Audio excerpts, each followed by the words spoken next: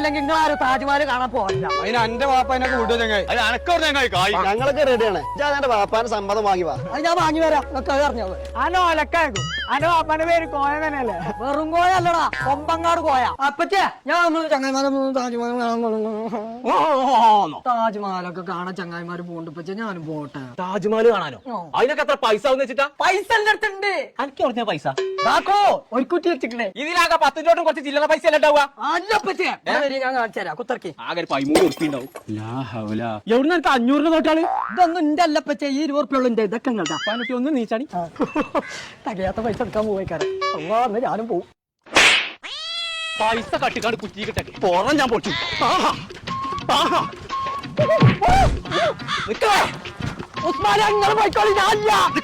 എവിടങ്ങൾ എല്ലാരും കൂടി പോണ്ട്? ഞങ്ങൾ താജ്മഹൽ കാണാൻ പോയ 4000 ഉറുപ്പ ഉള്ളൂ.